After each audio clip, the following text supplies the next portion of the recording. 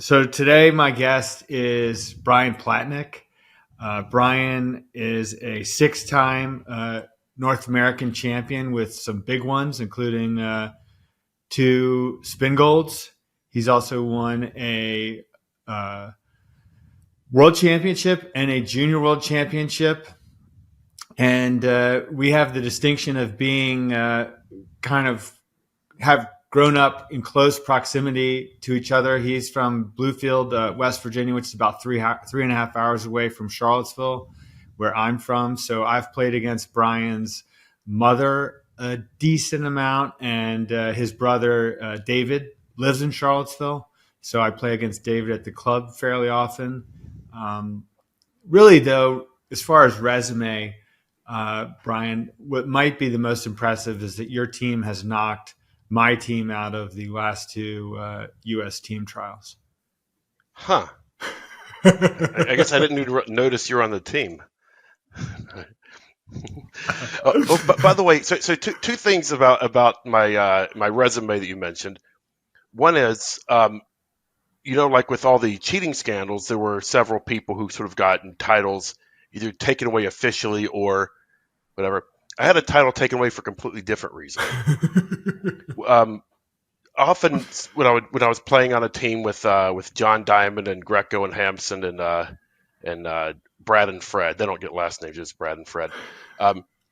If we if we lost at some point early, frequently I would go home, and Greco sometimes would go home, and Hampson would play with JD in like a 2-day pair event in the Swiss, or sometimes I would go home and Greco would stay, and JD would play with Hampson part and whatever. So once I left, and they played 5-handed and won the 2-day Swiss, and for several years, my name appeared as one of the winners of that event. So I had a national championship, and then finally that got corrected, so it got taken away from me. But I thought that was kind of and when we won, so John Diamond and I were on the team that won the juniors in '91. Yeah. Which included, several players, like Debbie Zuckerberg then, now Debbie Rosenberg, she was already a great player back then, and just continues being a great player to this day. And she was playing with Martha Katz, who's an excellent player. Martha played well, but the best she played in that event was the last 16 boards when we were in a very close match. She played phenomenally and just won imp after imp for her team. And our other pair was Jeff Farrow and Wayne Stewart. And Wayne doesn't play that much anymore. He's had some success. Jeff, I still see around quite a bit. He's a good friend of mine and a very good player. But so after we won that, I left and just drove to law school. and I missed like the orientation. And some people I met, they're like, "What were you doing?" I'm like, "Oh, I was playing in a bridge tournament." Like, "How's you?" "Oh, we won this junior." They're like, "Okay, whatever. Who cares?" Yeah. So nobody cared. It was kind of funny, but I didn't play in another world championship until 2010 when we won the Rosenblum. So when you look at the WBF site and you see people's names, you'll see Eric Rodwell. For like a bunch of first places, a bunch of other placings in this. You see like this whole list of things. Yeah. And for me, there was 2 listings, juniors in 91, Rosenblum 2010. It was like first place. So I thought that was, then I like an idiot, I played in some additional events and kind of had the usual so-so results that people have, so it kind of ruined that record. I thought I should retire at that point. Did you become a world grandmaster just when you won the Rosenblum, or did it take? I think it was when we won the Rosenblum. Yeah. You need so many, they call them like placing points or something, and you can get some in the trial. And I think the trials are considered some kind of event where you can get small amounts of placing points, and you can get some for other things. And like WBF Master points decay. Yeah. And the placing points don't decay. Okay. Which is a problem for seeding. At one point, we used placing points for seeding. Yeah. And so there were players like Bob Hammond had like 200 seeding points for life. Yeah.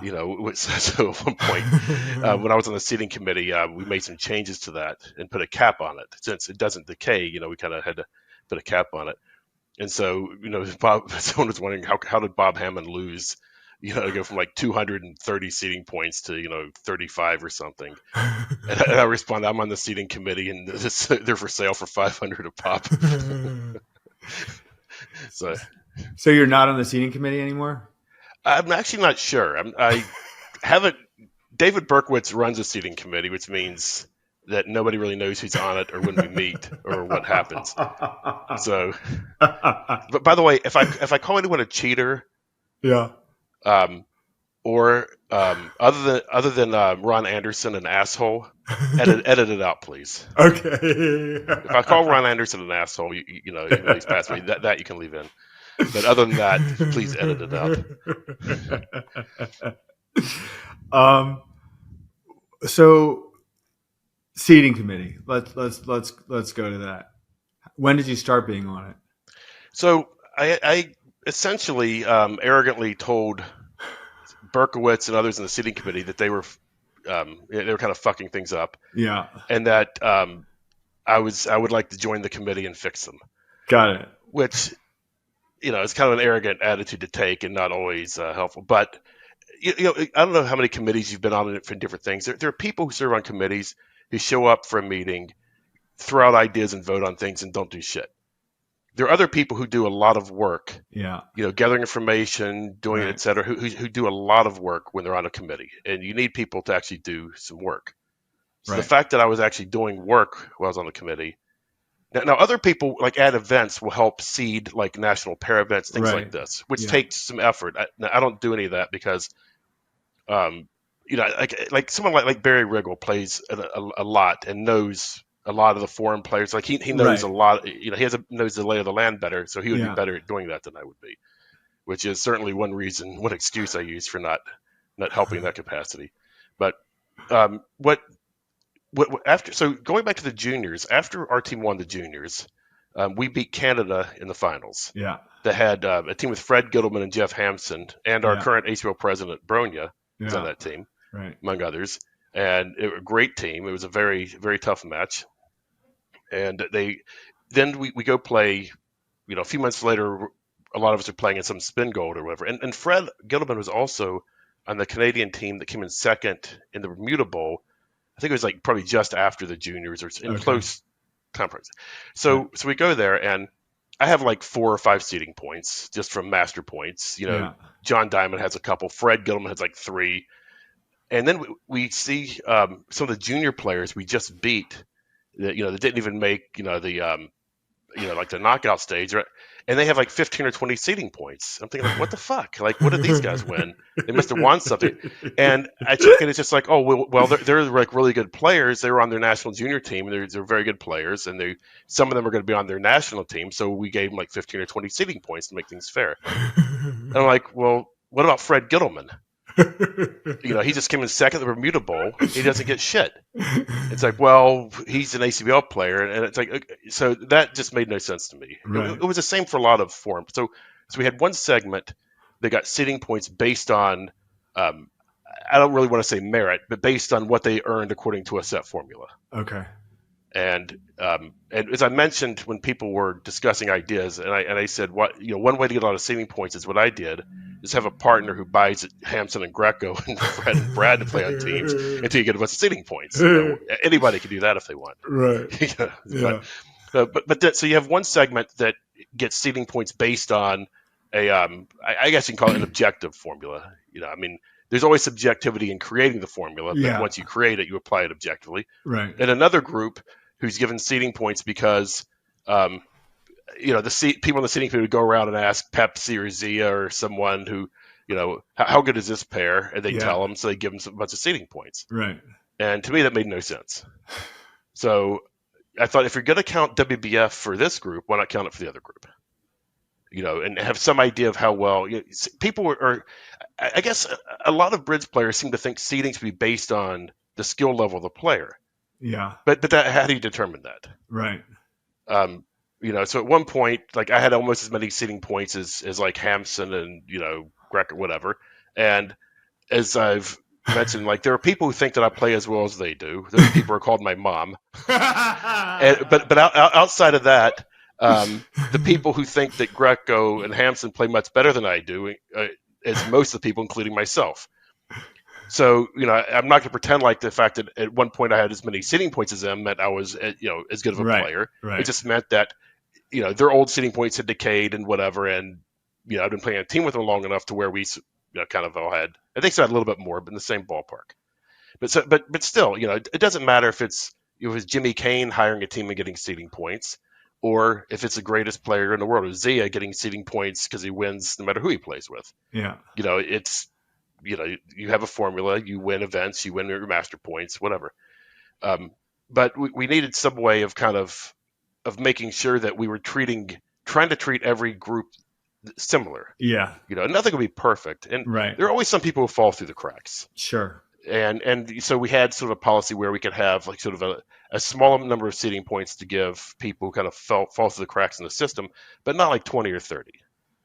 That's kind of nuts. And the other thing is, like you'd have foreign players who would come to the Nationals and play in like some regional knockout, and they're in the fourth bracket, and you have players like Samantha or De Boyne have earned enough master points, so that's not going to happen. Right. But at one point you said like Brink and Driver when they were young, up and coming, after they've already become established players, they have some number of master points, but you want to put them like the fourth bracket of some random, regional knockout.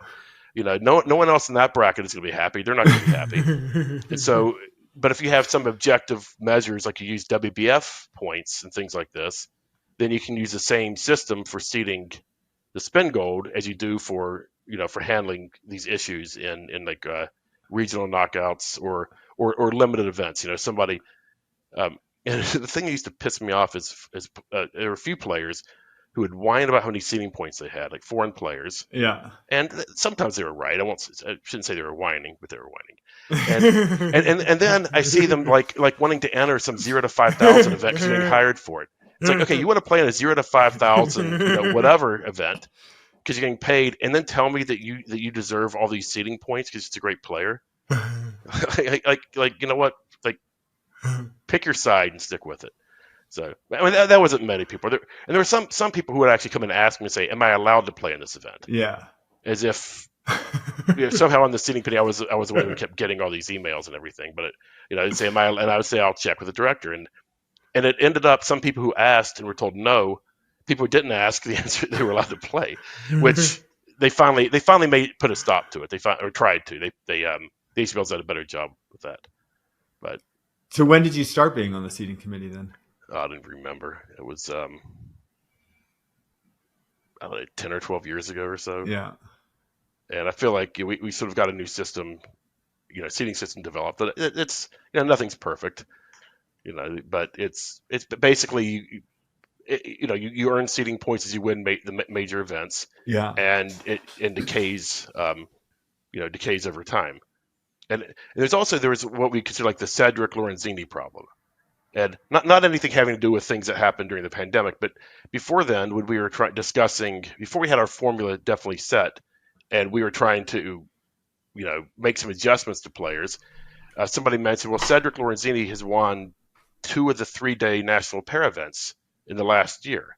Yeah. Which are tough events because a lot of good players. Sure. And so and my response was, well, I won the Blue Ribbon Pairs a couple years ago, and that gave me 0 seeding points. Right. Dave Berkowitz has won a shitload of these events, and they give him 0 seeding points. Really? Right. They're not. It's only the Spingold, Vanderbilt, Reisinger that count in the system. Okay.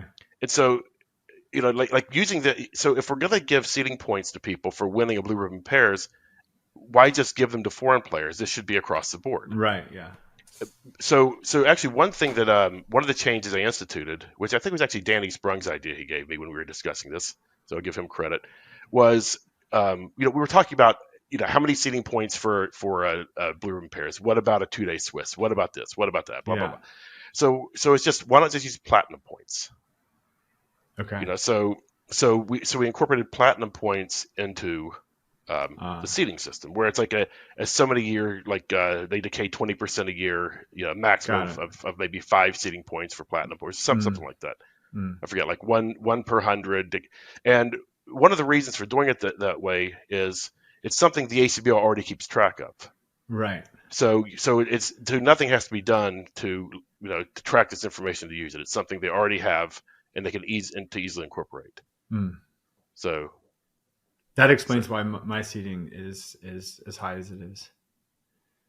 Yeah, I can't think of another reason why that would be. I did actually listen to a couple of your couple of your podcasts, and I heard one where you're talking about playing professionally, and I thought it was going to be about you hiring somebody, and I was shocked when it said that somebody hired you, and that's when everyone friends of mine when I was in law school said when I told them I was playing on making some money playing on bridge, Yeah, like gambling. I said no, someone's paying me to play on a team, and they're like, well, how do you become a professional bridge player? And I said, well, just find some idiot who will pay you money. And that's all you need to do. It has nothing with how good you are. And then I see your podcast about John McAllister Bridge Pro. People always that is truly, well, I've been hired to evaluate hands with somebody, but that's the first time I've been hired to play. And it's just funny because people so often think that I'm a professional bridge player because of how much bridge I play. Like they call me that all the time, and I'm always like, no, I'm not really. Not really. Some people think I'm a client because I don't play that often, and I play with good players. Yeah. So it's kind of so if you and I played, how many people would think that I was hiring you? That was one of the funny things, though, was that. There were other pros, like Compton was playing in the event, Ish was playing in the event, and I was like, I wonder if they, there was definitely some imposter syndrome. I mean, you listened to the episode, you heard it all. Yeah, no, I know about it. I always joked that, I guess with imposter syndrome, when if somebody asks me how good of a player I think I am, yeah, how good you think you are and how good you are, they were often two completely different things. But like most people, I think that I know how good I am, but I'm sure that's not accurate. But the way I view things is anyone who's better than me is a world-class player. Anyone who's worse than me is not a world-class player. And then, I can go either way depending on what people want to argue. But that's kind of the dividing line. Well, so your partner for much of your bridge career, most of your bridge career, I think it's fair to say, John Diamond. Right. I spoke to him over email. And on this topic, he said, when all of us were juniors in our early 20s, Brian was by far the best of us, better than Hampson, Brad, Debbie, etc.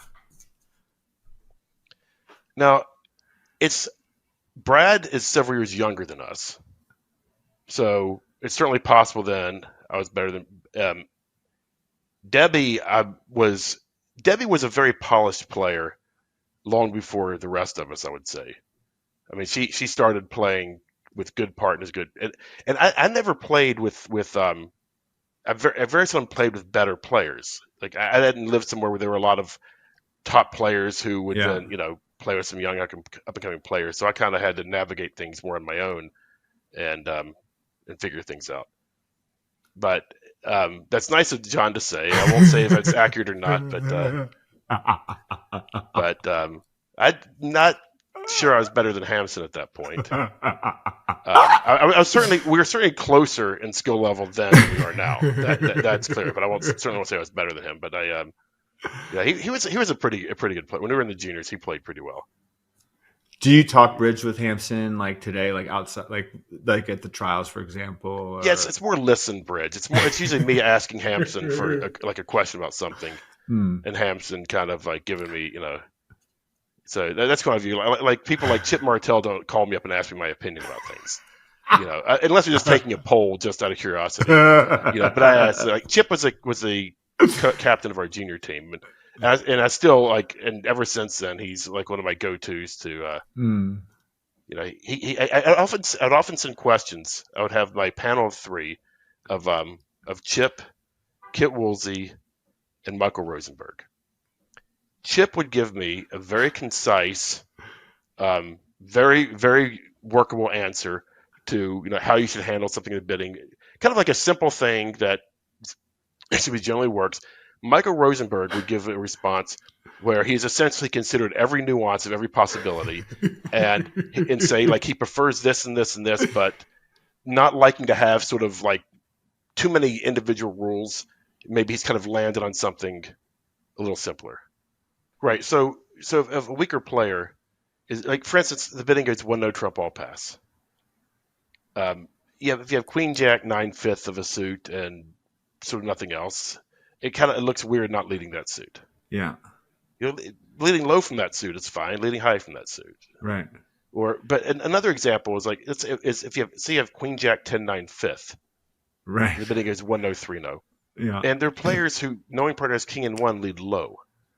Ah. And leading low from Queen Jack 10/9/5 against 1-0 3-0 is it's either someone who's it's either like a misclick or someone who's not like a good player who is cheating. A good flight A player is cheating. Wouldn't do something that blatant. Right. They would know that that's Right. just Right. that just really looks. But then there are some players who will make a play, like say underlead an ace queen for no reason against a suit contract, Okay. and partner has the king, and so their opponents say, okay, they're clearly cheating. It's like, well, actually, we can look and say, okay, they've done this 50 times over the last year, and partner had the king 20 of the 50 times and not the other 30. So Right. so this is one of the things that I think people don't recognize enough or speak enough about. Is one of the good things I like about EDGAR is when somebody makes a weird play that works, and then everybody just says, well, they're obviously cheating. We can kind of go to the data and see, well, no, they just are an inexperienced player Yeah. who makes inexperienced plays, and Right. this one worked against you, but Yeah. it doesn't work for them any unusual number of times. So I think that's one of the good things I like about it. So can you literally like plug in ace queen third leads away from ace queen third in a suit and like the software will spit that out to you? Well, we have to get it set up, and that's something we already have set up under a larger category we call weird leads. Hmm. Underleading Queen Jack, underleading like honor sequences against suit contracts, some things, and sometimes a lead is not always that weird when you do that. I mean, maybe Right. you're defending against some slam where you think and you have a void, you want your partner, or a 5-level contract, you have a side ace queen and you need your Right. partner on lead. Right. So just because it's a quote unquote hit for a detector doesn't mean that it looks like someone's cheating. But if but a player, even a low level pro like John McAllister is not going to underlead ace queen very often. No, I mean any reasonable flight A or even flight B player is not going to underlead ace queens very often, and Right. some experts might once in a while underlead the ace queen against a suit contract in a situation where others may not do it but would certainly consider it. Right. So it's but it doesn't happen as often as people seem to think. Underleading an ace queen or an ace king to get partner on lead, it's very rare, but it does happen. So I mean that's why you need enough data to be to make an accurate determination. It's not just a weird play here, a weird play there. So you're doing this. You and Franco Baseggio are doing this together. Like, Right. how did this come to pass? So I think there's an article in the on Bridge Winners. It's like AJ Stefani for the ACBL. He contacted me about trying to develop some kind of automated cheating detection tools. And I said, well, I'm not really a programmer or anything, but I have a lot of experience, a reasonable amount of experience in kind of cheating detection and ideas for how to go about it. But as far as the actual implementing it, and so we always joke that it's like one of those Mission Impossible kind of movies where it's like, all right, we need a demolition specialist, we need a driver, we need a safe cracker, we need a this, we need a that. So it's like okay, we need someone who's proficient statistics, someone who has coding skills, Yeah. someone who's another expert bridge player, Right. like et cetera, et cetera. And I knew Franco Baseggio was a bright guy, and he was kind of interested in this area. And we worked on something previously, just sort of a little one-off something. And he's also, I mentioned, like when you're like on committees or on things, you need people who are willing to put in some time and effort. And he seemed like the kind of person who was actually willing to put in some time. Right. So I asked him, and it turns out AJ was already thinking that maybe he'd be a good person.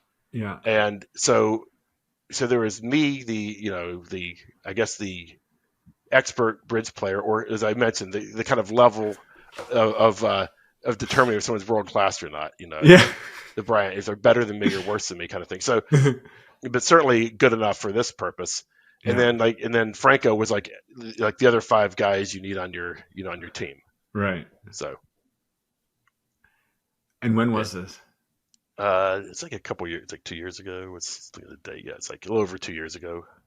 And AJ's not on the ACLL board anymore, I think. So is he? Did you sort of lose your Well, he was sheriff? so he was still still working with us, but he's now involved in the IBA, the Okay. Institute for Bridge Arbitration, and it's not he didn't really once we started moving forward with the ACBL, he really didn't want to sort of be involved in both. It didn't seem like he should really be involved in both sides. He thought so. He kind of I think his heart was staying with EDGAR, but he thought he was be more valuable with the IBA. Right. So he went that route.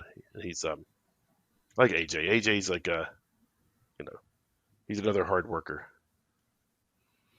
So give me like a story, Edgar story. Like, can you give me an example? I mean, you came up with some great idea for cheating detection when we were playing in the trials, but you said that was not for public. That was not. For That was just consumption. that was something that I was kind of like playing with a bit, and as usual, like when I told it to Franco, he's like, like that seems good, but no, so he's always thinking about things with an eye toward if we're going to use this, we have to define things carefully, and then so that we can be able to statistically analyze and put some kind of quantitative, have some kind of quantitative result, not just a qualitative result.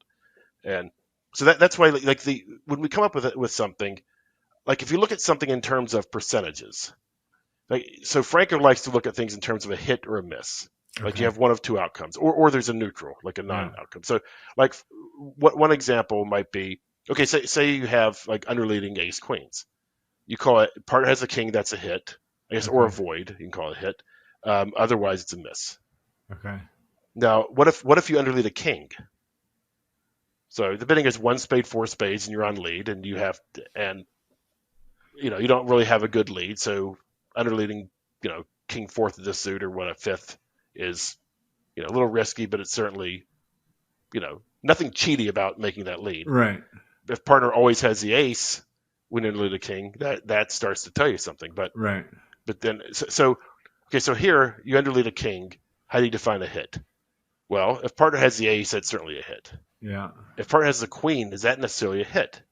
Well, if you have, let's say you have like king fourth and partner has queen third, that may set up a trick now, but that may not be. That may be a trick you're getting anyway, and maybe that helps them. It's right. You have to know more about the hand to know if that's if partner having the queen makes it attractive to lead under the king or not. Right. But we can't have. It's too complicated to analyze the whole hand. We just have to look at the suit in isolation. Right. So if partner has the queen jack, we'll call that a hit. Okay. If partner has the queen 10-9, well, that's a hit. Or if between us we have the king queen 10-9. Okay. As long as the opening leader doesn't have the king queen. So you have the basically a hit you could look at as this rates to be good for us, and it's hard. It doesn't seem like a normal scenario where it's bad for us. I mean, maybe some other lead is better for some reason, but just looking at this suit, it doesn't look bad. Now, if partner has like 4 small and you underlead the king, sometimes it doesn't matter. Maybe dummy has the ace. Maybe you're tricking him into going up with the ace, thinking if you have king third, maybe they're short. Maybe they think you have a singleton.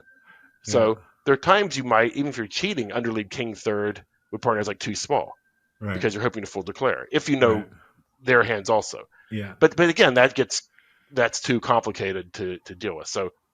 So a miss is where it doesn't look like we're gaining anything from the lead, and we could very well be losing from this lead. Okay. Underleading a king jack to nothing is certainly not good. If partner has a jack, maybe they misguess, and you can set up a trick you wouldn't set up otherwise, or maybe who knows. But so for that we have hits, neutral, and miss. And for a lot of leads, there's like hit, neutral, and miss. For some things, it's easier to just have hit and miss. So how many pairs have you prosecuted through EDGAR? So I don't look at it as us prosecuting through EDGAR. I look at it as us um, giving feedback to the ACBL, and that's I don't really. I think they have numbers on their website about what's been done. So I don't really want to speak for the ACBL. Yeah. But essentially they'll tell us who they would like us. Whether it maybe like just like they look at random groups, they want to go through everybody. They give us a random group of players, or they might look at sort of like ACBL employees or people or directors or some group like this, or people who are in positions of authority or whatever. And Pros like me. yeah, exactly. Or before giving someone volunteer of the year or some other Right. award, they might want to Right. check. So when I got volunteer of the year award, Franco and I, it's like, yeah, okay, we're fine. Check ourselves. No, that's a little difficult to. But yeah, so that's. But the idea is for them to come up. They've sort of come up with a method that is fair and will take care of. And How many hands do you think you've analyzed through the software? a lot, but Yeah. it's I mean, for some individual players, it's been who have many different partners. It's tens of thousands of hands, or over 100,000 probably for some players, but not that many. And I don't know. Franco could probably have a better idea, but he's because he's the one who does all the actual computer work. Yeah. I'm kind of the one who I sort of come up with the cheating detection ideas and do a lot of the analysis and so it's also like when we have an idea. So we have an idea for a way to detect cheating. Yeah. We want something that's not going to capture expert play. We're not trying to distinguish good players from weaker players. We're trying to distinguish cheaters from non-cheaters. Right. So, we want something where it's not, we're not capturing the wrong group of players. So often, when we test things, we have to, be mindful of this. So often, like when we're developing a detector, we'll have a group of pairs we run kind of for testing. Anyone that comes back as cheating, then I'll kind of just take an old-fashioned kind of look at their hands and see, does it look obvious to me they're cheating? Yeah. For other reasons or whatever. Right. And we're not as concerned with letting with cheaters slip through the cracks because we're not sensitive enough to catching everybody. We don't want to catch any, anyone who's not cheating, and say they are. We're Right. very careful. So we kind of tune things to a level where we're pretty confident that's not going to happen. And you can't say never, but we're pretty confident. And so that's kind of, and then we look at other data and run other tests. We don't want to use the same data to run every test for every player. Sure. That's the problem with that. So sure. Or then we'll get fresh data from BBO on players we haven't looked at. Like Franco can you get data for 500 pairs who've played about this many hands, or whatever. So we just have a bunch of random pairs. And BBO was hugely helpful when we were like developing and testing things, providing us like anonymous data or things, or so we really appreciate that. Got it. Thanks, BBO.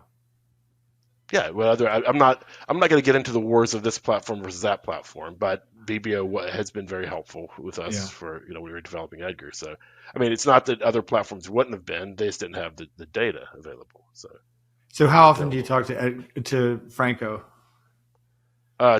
Probably too often, but no, I mean we talk on the phone every now and then. It's more like if I'm driving somewhere and have 15 or 20 minutes to kill, it's a good time to go over things. But our conversations end up going on too long and covering too many topics. So we often handle things by email, which go on too long and cover too many topics also. But is it fun? Sometimes, yeah. So for me, like developing new detectors, testing them, is kind of fun.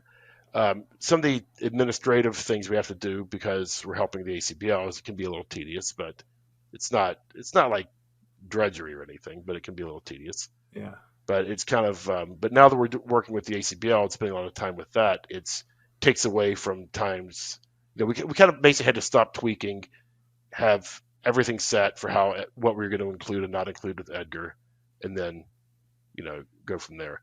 And then any changes, we have to be very careful to any changes we make to our to our detection tools, that we thoroughly test them before we implement them. Who's the person at the ACBL you're working with? So we've worked with Bronya quite a bit. Yeah. There's Sabrina, in one of the administrators, who is she's like our point person for data flow back and forth. We've worked with people on the board, like Joanne Glasson was very helpful when she was on the board. And now, like Margot, things are sort of mostly done before Margot took over.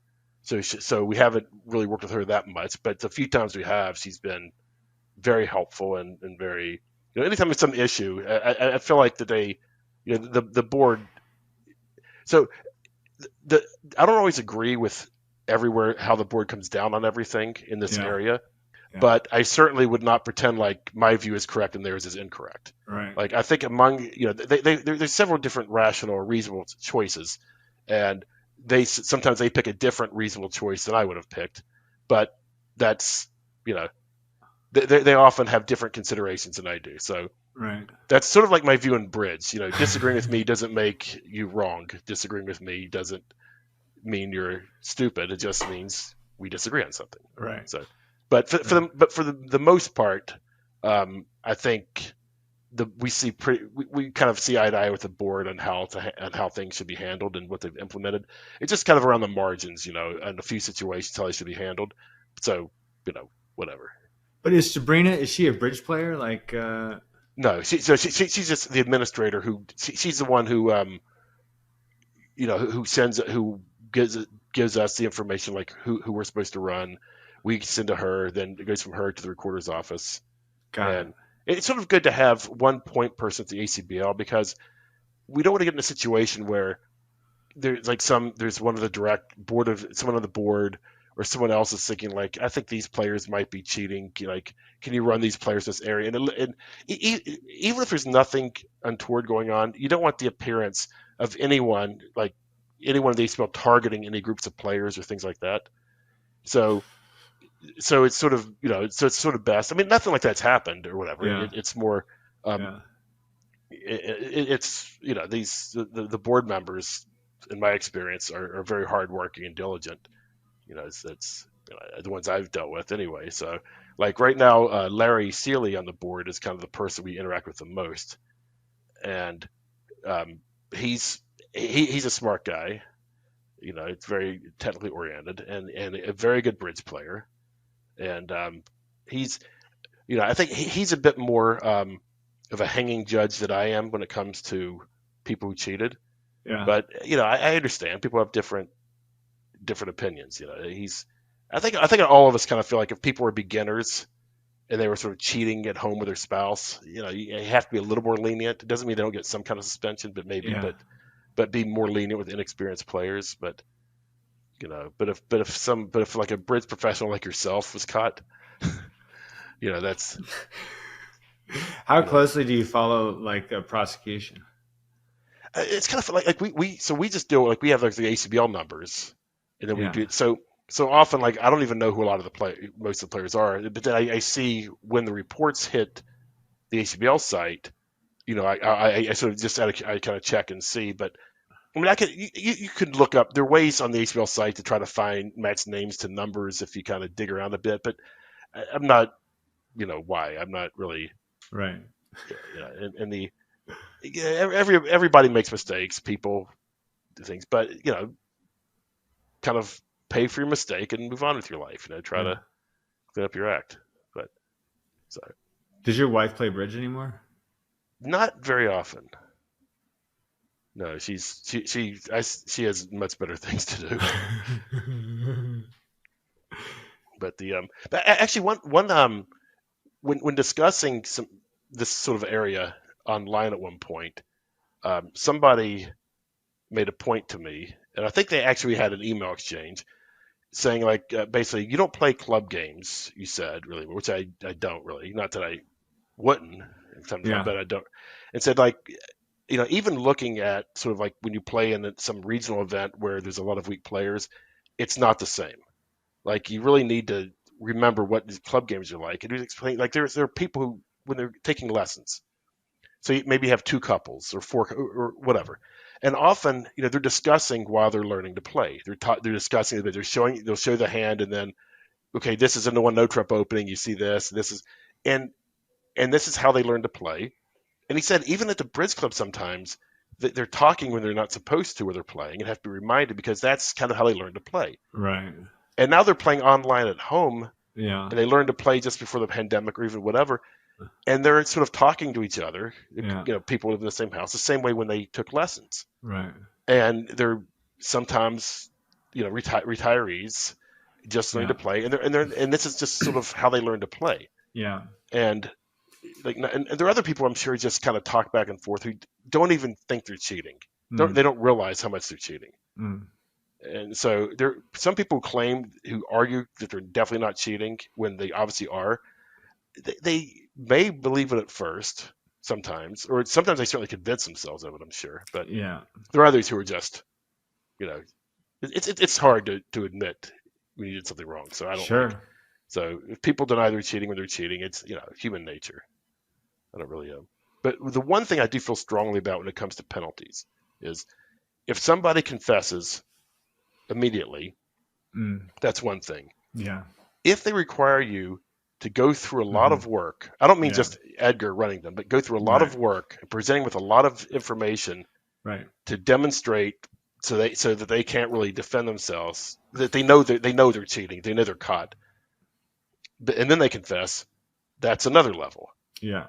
If somebody actually goes to a hearing and then once they realize they're whatever, they decide to confess, that's the more work. Yeah. You make people like me or Jeff Edelstein and his crew in the recorder's office, etc. The more work you make people do before you confess, the longer your suspension should be after you confess. Yeah. But it's just kind of what one thing that I kind of feel strongly about. But certainly giving people a break for confessing, or else the system will just become unwieldy. But not everyone agrees with that. Some people just expel everybody, who cheated. Yeah. No, that makes total sense to me. I have a question for you now. Okay. Do you play much online? Yeah. How often do you feel like you're cheated when you play online? I mean, if you're playing a set game against someone, it's one thing. But if you're playing in some ACBL event against random players, how often do you think you're cheated? Maybe twice a week. So I mean, like how many times do you play? How many board times per session do you think you play against someone who cheated? Almost every session, every other session? No, definitely not. I mean, I play a fair amount online. Probably one out of every 5 or 6 sessions. I'll report. Like there was something last night that I played. Something happened. I don't remember what it was, but I didn't end up reporting it. But I remember being like, maybe I'm exaggerating. I mean, I've filed probably.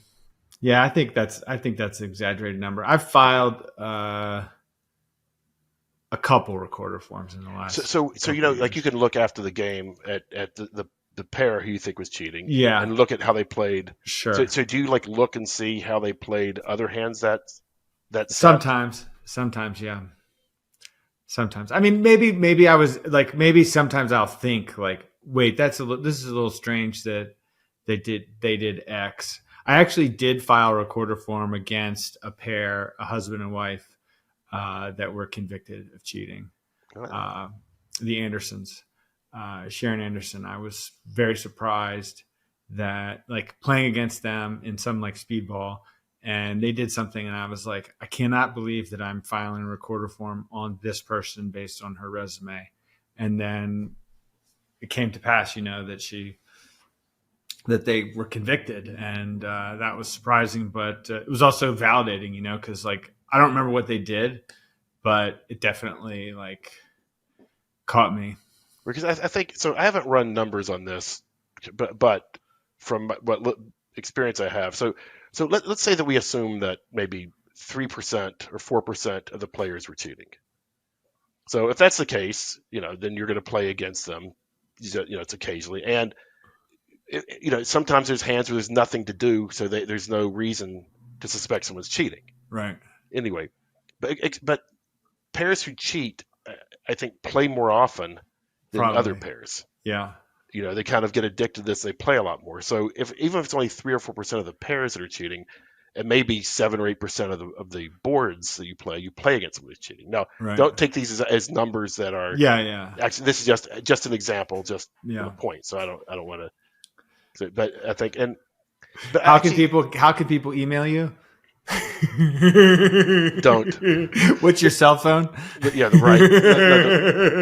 No, we've gotten a couple things. Luckily, I guess the EDGAR email and website is not that well known. But if anyone does go to the EDGAR website, we're happy to take donations. We're a 501c3. Oh, okay. And we are, we work based off of donations. Sure. And we have a policy that, other than our annual trip to Hawaii, no, I'm kidding. No, that we don't, we don't pay ourselves. We've used money to buy upgraded computer hardware because to keep up with all we have to run. Yeah. And that wasn't me. I don't do anything. I used to joke that Franco was running everything on his iPhone. Franco did make a joke, like when we got the Volunteer of the Year award. I mentioned how Franco, how he does everything and whatever. Yeah. And he said, yeah, and Brian's pretty handy with the spreadsheet. Like just joking, and that appeared in the ACBO article. But again, it's kind of funny that if someone who's looking at, if someone with the ACBO or a volunteer, someone who's trying to, we'll send them a spreadsheet with a lot of information. And I'll say, are you good with Excel? And some people are like, well, I'm okay, but I'm not an expert. I'm like, well, do you know how to filter data and sort of of course. No. But I mean, I've only written macros for this. I'm like, okay, so what you mean is you're I say I'm a Flight B Excel user. I know how to do a lot of basic things, and I can look up if there's something I want to do and I don't know how, I can look it up and kind of figure out if it's something that I think should be easy to do. Yeah. But I don't. So when people tell me I'm sort of I'm okay with Excel, that means that they're levels beyond me, and anything that I'm going to tell them, they either know or will catch on in 2 seconds. And then you have the other end. But so I feel like I'm kind of handy with the spreadsheet. Franco, he's like, so we joke about that all the time. Who wrote the article? What's it? Someone at the ACB. It was kind of funny. So I don't want to call her out for that. Was it Amy Casanova? Because she helped me with those show notes for this. So I'm not. No, I'm not offended or bothered. It was it was kind of funny. Good job, Amy. But Franco is very smart. He's very, very good at he's one of these people where if he says he knows about something, he knows about it. He doesn't he doesn't talk out of his ass like a lot of us do. And that's why when there was one detector I was working on, where I mentioned, where I thought I said I think this is a better way of doing looking at defense, and his response was, well, but that's throwing away most of the data. And throwing away data is not usually a good thing. I said, but it's throwing away the noisy data and honing in on the signal part. Yeah, is what I think. And so then he coded it up, and I got a response like holy shit. And there was another thing with opening leads that this sort of approach, instead of using double dummy, it's sort of taking an approach of, if partner has an ace queen of a side suit and you have a king, okay, that's something that you would want to lead. Yeah. If you have an ace and partner has a singleton, that's something you'd want to lead. Right. Kind of not taking the whole hand, just a suit in a vacuum. What suits look attractive to lead? Because a lot of players who are cheating will do things based on partner's hand, but an expert player would look at it and say, well, that's not really what you want to do knowing partner's hand. Right. But that doesn't mean they're not cheating. Right. If I saw a hand, I'd lead trumps because they can only take trump tricks or a few roughs. Yes, but why are they leading, partner overcalled a heart? They have king third of hearts and king third of diamonds. Why are they leading from king third of diamonds? They're well, what does it matter? Trump's a better lead. But their lead is because they see partner's hand. So, right. So I was joking about it being it's like eye candy. Seeing this holding in a suit is like eye candy. You see this. And you want to, so we came up with this approach. We defined situations that are eye candy and situations that were the opposite. In honor of the first Bush president, called him eye broccoli, because he made some comment not liking broccoli. So kind of like eye candy or eye broccoli, and then kind of the in between, the ones where who knows. And so instead of looking at double dummy, we looked at how often, like against suit contracts, there was an eye candy situation, and what percentage of the person lead it. And when we compared a group of convicted cheaters to a group of people who we had sort of already had we vetted, who were good players, like good flight A players. So we expect them to do better. The difference was striking, and I remember Franco was like I got a holy shit from Franco, like holy shit, that was a great idea. And I said, like, do you think this is better? Does it work better than double dummy? And he said, like, maybe 10,000 times more sensitive. Like the probability of someone cheating from this versus double dummy, it's like orders of magnitude more sensitive. And from that, we developed what we call the Kit-O-Matic opening lead detector, named after Kit, a method of his. Yeah. And this is like Franco was sort of pushing for this, an idea like this for a while, and I was kind of not really on board. And then after the eye candy approach, that's when Franco's like, okay, well, why don't we take this and we can, make this better, doing like, and that was improved it tremendously. So I'll back up a bit. So the way one idea, Kit's had many different ideas for cheating detection. Yeah. And most of his ideas, I think he was full of Kit. I think they were not very, they were good in some ways, but not in others. And a lot of times my complaint was Kit's idea is good if executed by someone other than Kit. Because, as I mentioned earlier, his sort of view of mainstream and non-mainstream is not the same as other experts. Yeah.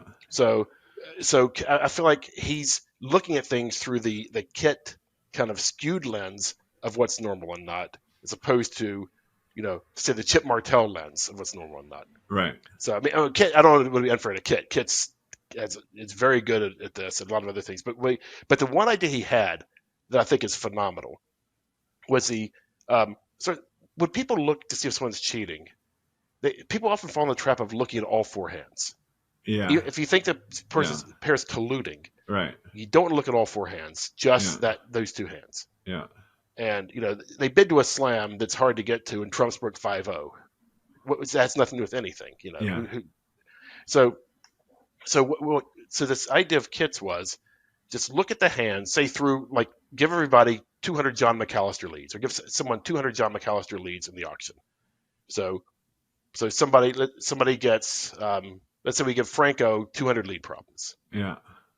You want someone who is, you think, like the same level or better as the player.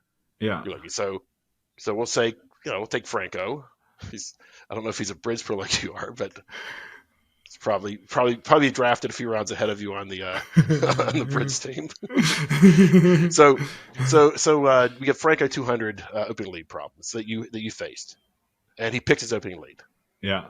Now we give an independent judge. Here's 200 hands.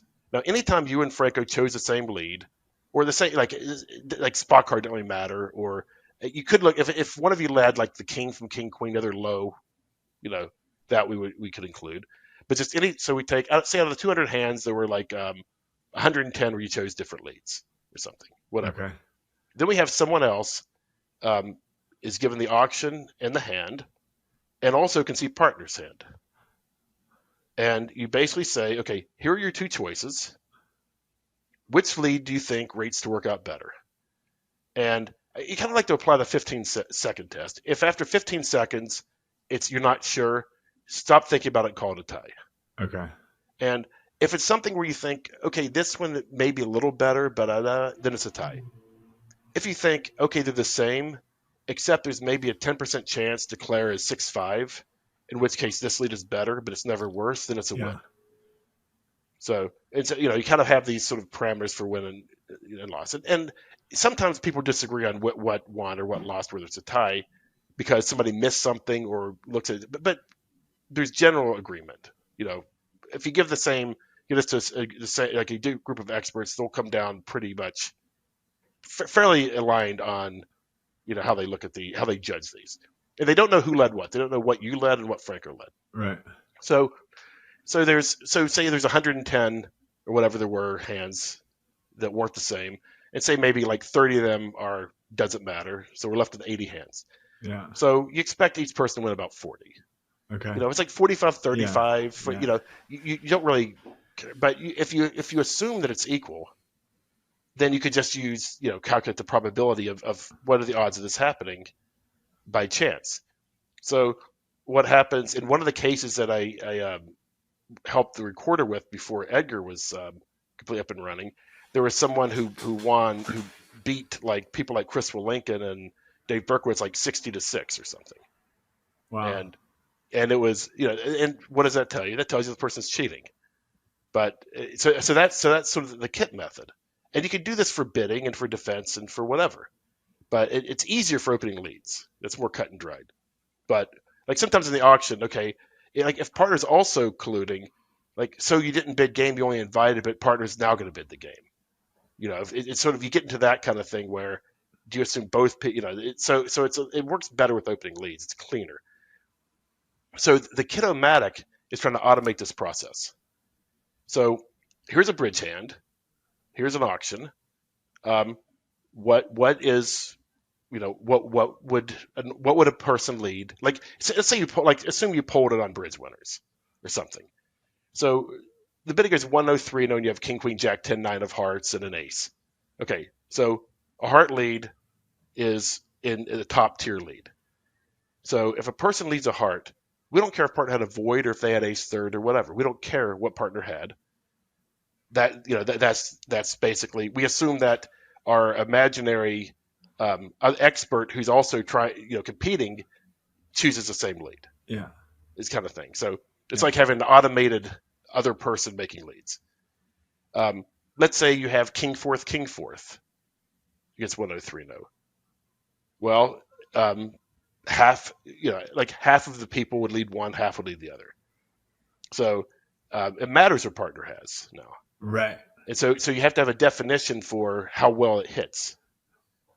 So we have sort of definitions for like the tier. This hit great, this hit decent, this hit average, this hit poorly, this was a disaster, or something like that. So you have so if somebody makes a lead, if you have the bidding goes like 1 spade, 4 spades, and you have king queen jack of 2 suits or something, and 3 little of another suit. Right. And they lead the 3 little. I mean, even if it doesn't really matter, if you lead a king and knock out an ace, it's probably not going to cost you a trick. But who the hell would lead from 3 little instead? Hitting partners, ace, king, jack, unless they misclicked or they cheated. Yeah. Who would do that? Yeah. So picking a lead that is that would be a very a low minority choice, a very unattractive lead based on our definitions, and hitting something that's a hugely attractive result. Yeah. That looks a bit more cheaty than just guessing which king to underlead. Mm. And Kit, in his method, didn't like to look at levels of cheatiness because he thought that's sort of, that gets to too much subjectivity. Mm. It's just win or lose. But I think he agrees with that when you've defined these levels, now you're not falling into the trap of using your own judgment for each individual case and maybe getting swayed. I mean, there is judgment in how you create these levels, but again, they're objectively instituted once you come up with them. So Kit is a big fan of the Kit-O-Matic. So we named it after him because it's automating this is really great, and his way works well, but it's time consuming. Yeah, I mean, getting somebody to make 200 opening leads is going to take a long time. Right, and we would do things like we improved on it a few months ago. Some of the definitions for some things are easy to define, but some are a little more difficult. Is it better leading from 3 little or from queen fifth? So we just kind of call all these random things just kind of go in the middle of just a random guess. We don't try to put our own ideas or other people's ideas on passive aggressive this that whatever on things. You're just partner bid a suit, that's more attractive. The right hand opponent bid a suit, that's less attractive. Just some basic rules. But then defining what's a hit and what's not is also kind of difficult. But we looked at, like, how often would someone lead a doubleton when there's no really attractive lead? How often are people choosing A over B? And we look at a group of experts or flight A players who we're pretty sure aren't cheating from, vetting them previously. When we find, okay, 90% of the time they're choosing their small doubleton over their four small, or their this or that, then we can tweak which group to put certain leads in. And, or like against no trump, how often do people, there's one unbid suit. The opponent's bid, diamond, a heart, a spade, 3-0. I mean, you automatically lead a club? Well, no, you're not. If you have king in one club, that's probably not what you're going to lead. Yeah. But there are times you lead a club that you wouldn't 3-0. So you have to change how you view that. And so we looked a lot at how do good players, what do they lead in these situations? How often do they lead doubletons in the one unbid suit? How often do they this? How often do they that? To try to get an idea of what's kind of, what's more common? How do people think? How do they approach it? And as Franco, being smart, points out things such as on our rules, like most players have a miss rate in, like, I think for like our no trip lead detector, in the mid to upper 40% level. Most good players, and there's not a huge difference between experts and others, because a lot of open lead rules, lead partner suit, lead top of a sequence, lead longest and strongest against no, are sort of basic rules that everybody follows. So there's only some edge cases that distinguish experts from non-experts. But if we have all of our definitions perfectly matching the way an expert looks at the world, then we would expect experts to have a 50% miss rate. We'd expect our methods to do as well as the expert. And when we disagree, we would be right half the time, they'd be right half the time, kind of thing. And the fact that the level is up to the high 40s kind of tells us that, for good players that we've vetted, tells us that our bucketing system of how we define the single dummy lead, and then how we define partner, how it hits partners, we call it partner dummy, looking at your hand and partner's hand, but not the opponent's, that our definitions are reasonably good. Yeah. Because we're kind of approaching this 50% level. That actually now for cheating detection, we use it. We give a lot more leeway in how we're measuring things. We have things set to give the benefit of the doubt to players, because again, if we miss the occasional cheater here and there, whatever, we'll still sleep at night. But if we start catching John McAllister because he led well for a while, for some lucky streak, then that's a problem. So we're very sensitive to that. It's interesting to me that you don't even really play online and like in these ACBL games, and yet you're dedicated to like doing this. Well, it's so. At one point, I was working with the credentials advisory team, like early in the pandemic, which we were advising like independent games where a lot of top experts were playing. Yeah. And they would just disinvite players who were cheating, and some NBOs would prosecute players. Others say, well, they're cheating in a private game. That's nothing to do with us. We can't really do anything about that. And which is a bit of a problem, kind of, but whatever. And there are all these complaints. What about these games we play in? I'm thinking, okay, there's some people. It's like there are people who donate money to charity. There are people who go and help build houses or help do this or go to soup kitchens, whatever. Yeah. If you're donating money, my view is always, I'll write them a check and I'm going to stay home and watch the ball game or whatever. Yeah. If somebody else doesn't give any money, if they show up and actually help and do stuff, I'm not going to say you're a cheapskate. I'm going to say good for you.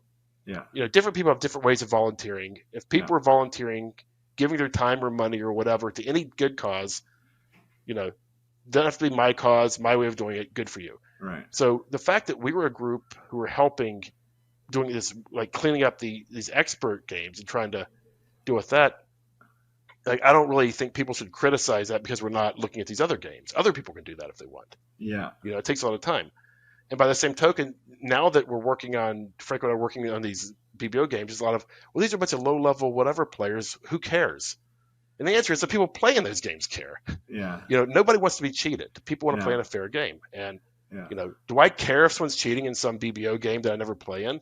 I mean, some level I don't really care, but but what I do care about is the people playing the game care.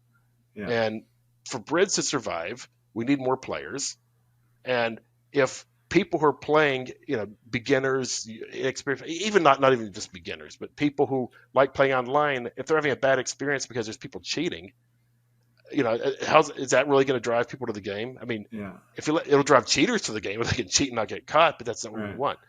So, I think it's like maybe a lot more can be done for the Brids community as a whole, trying to help clean up these games that like non-expert games, just making it sort of a cleaning up the playground for everybody. Or it's not going to be perfectly clean, but trying to do the best. So and so I guess someone had to do it, and Franco and I had the time and hopefully the knowledge to figure out how to do it. Do you feel like equally good about, like, are you exonerating people? It's so. Sometimes when there's people, where there's recorders filed on some people, we've given responses and say, like, no, this person is, if they're cheating, they're the worst cheater in the world. But it's impossible to say someone's not cheating. Yeah. You cheat on one hand and you cheated. Yeah. Like there was a case written up where somebody at a club game, a face-to-face club game, got the hand records came out. And they were late starting the last session. He goes to the bathroom and grabs a hand record. And I guess I caught on video, and he has a hand record, and then did something unusual in the last round. Okay, so did he cheat on any of the first ever rounds? Presumably not. Did he cheat for the last month? Probably not. But he cheated on that hand. But for online, we're just inferring from the result that someone cheated. Right. So it's not it's not on camera. There's no one at the table. There's no way to really prove that somebody cheated on one hand. Now, there's single hands that have convinced me someone has cheated. Yeah. Like one I've seen, but that's kind of rare. Yeah. And for those players, you don't need to just rely on the one hand, because they have a whole resume of cheating hands and stuff that they typically. And if not, then you just have to write it off as just some random aberration and not, and let it go. But so there's no way you could exonerate someone and say they're not cheating. I mean, that's just impossible. You never know. But we can certainly say that there's no evidence of cheating. I mean, the evidence is consistent with not cheating. It's not consistent with cheating. But whatever. I mean, I'm sure. Just think about it. I'm sure you've had a hand here or there where it's like, all right, if partner has the jack of spades, I want to bid 7 no trump, whatever. And if you bid 7 no trump or not, no one's going to think either way about it. And if you just ask your partner and they said, yeah, I have the jack, you bid 7 no trump. Even if someone thought, well, that seemed against the odds, but whatever, and you never cheated again, you still cheated on that hand. Yeah. But who's going to catch you? Nobody. So, just like in face-to-face, there are pairs who have their little mannerisms to do things, and some more intensely than others. But it's not quite the same. I mean, doing things that are out in the open for all to see is one thing. If you're not trying to partner thinks for a long time and then you bid, everybody sees that. That's not doing anything sneaky. Right. Like little signals are one thing, but so that's not. I don't really consider that cheating. I consider that that's just kind of if somebody in football, somebody's called for holding, do they cheat? No, they got called for holding. It's kind of a different thing. Yeah, I got my wrist slapped the other day. I was playing online, and my partner established her side suit. And now she played the hand well. And so I typed in the chat, I said, well played. But she hadn't claimed, I knew that she knew what was going on. And you typed it in too early. Yeah. I typed it in. I wasn't going to press return. And somehow now I pressed return. And so the guy, one of the opponents goes, nothing, God, it pissed me off. I'm like, well, okay, before you get pissed off at that, even if they said something obnoxious, you're the one who did something inappropriate first. I know. So that's kind of my rule. It's like when someone complains that they call the director for whatever. It's like, well, you didn't explain your bid properly. So even if you think it didn't matter, don't blame the guy for calling the director. It's fair. fine. You call the director. Just so you shouldn't have done that. No, not a big deal. Maybe the guy reacted worse than he or she should have. Whatever. But I think you should. That's somewhere you should give the person a bit of slack, and then just say, I apologize, and move on I with your know. life. I should have said that. Actually, Michael Rosenberg I called me couldn't out bring at the myself to do that. Michael It's too Rosenberg called hard. me out at the table a couple tournaments ago for playing too slowly on defense when I was just like following suit to something like signaling, and he gave me some shit, and he was 100% correct. It was like, it's you try to you play in tempo, especially in a signaling situation. Play in tempo if you're just following with a low card, and I didn't. I kind of fumbled a bit before I played whatever. It kind of made it obvious that I was giving it whatever signal, and he was right to call me out on it. It was like it was just sort of like one of these things where you just you don't mean to do it, but you do it sometimes. Right. And I try not to. And Sure. he's right, and I'm glad he called me out because he's 100% right, and that was not a good thing, not good. Yeah. So, we're all everyone other than Michael and Kevin. Kevin has very good tempo on defense. Things. He's very, very good, very good tempo. I want to share. I said, Kevin, do you have any? I reached out to him. Kevin, do you have any anecdotes or something you could tell me about your partnership with Brian? And he said, "This is the entirety of what his response." He brought some nice breakfast during the summer NABC in Chicago, like fresh fruit and pastries.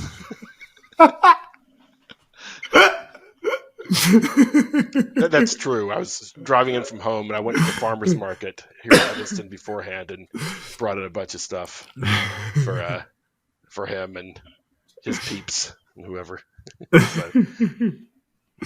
Hampson asked I asked Hampson the same question. He said, "You're gonna like this. Only that he is one of the best teammates that I've ever had." Wow.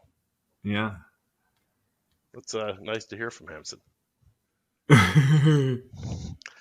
that mean I was too intimidated to ever give him shit for anything? No, but I think part of it is sort of the attitude of just because I wouldn't have made this bid doesn't mean it's a mistake.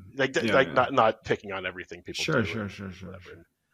You're there to win. You're there to win, playing fairly, of course. So why give people a hard time? JD would always, and we got into it a few times, but.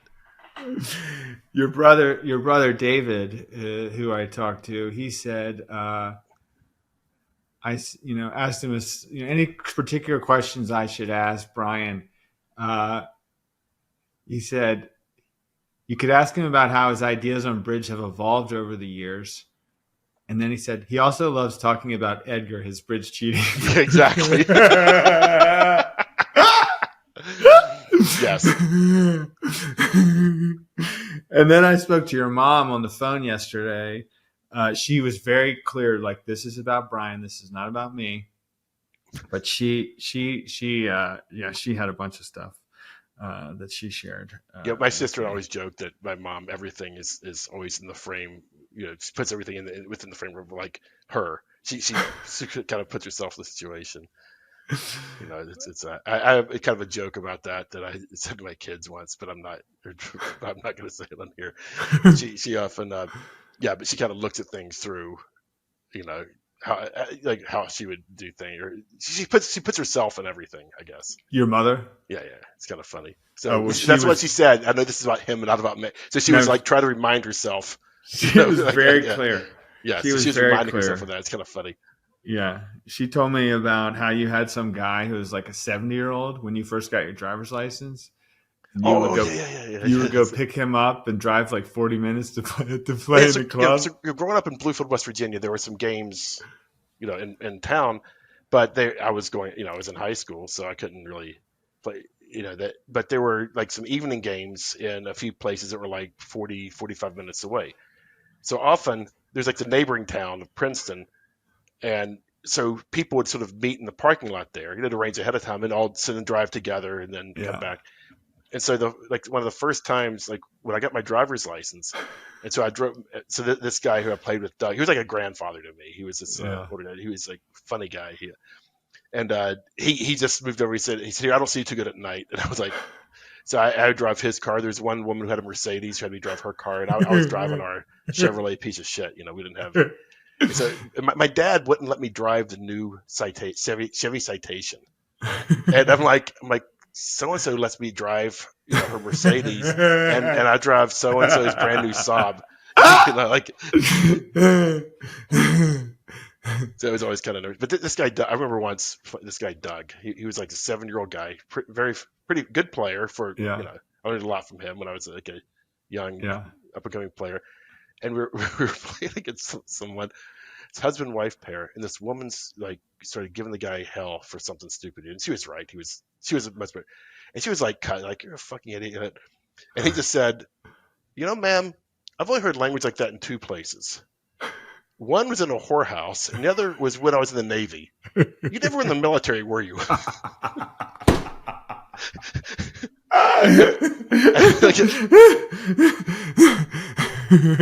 and another thing he did that's, I guess, is only funny when you're like a 16-year-old high school kid is we were playing in a local a sectional, like like an hour away or something, with probably had to do with my mom, I don't remember, and someone had been to a regional and had one of the plastic convention card holders, looking all cool, which most of the club players didn't, and they had a convention card, multicolored, that was it was like 5 different colors of things, like really done nice. He picks up the convention card and starts looking at it. He says, "I'll have 2 cheeseburgers and some fries." And I don't know why, but like, to the 16-year-old me, that was like the funniest comment. This is the guy, Doug. Doug yes. said that. Yeah, he was. Oh man. Yeah, so man. That's like he was my first like good bridge partner, other than my mom or my brother. Right. But yeah. I asked David when you were better than him. He said when he went to college. Is that right? Is that what he said? I don't know. Anyway, well, this has been super fun, man. I've really enjoyed it. Thanks. Good luck with your professional career as a player. Thanks, man. Maybe I'll hire you sometime with. Yeah, I've got a ton of availability, as it turns out. All right, this is a lot of fun, man. I appreciate it. I'll be in touch when we're ready to when it's published. All right, thanks. All right, man. Thank you. All right, bye-bye. Bye.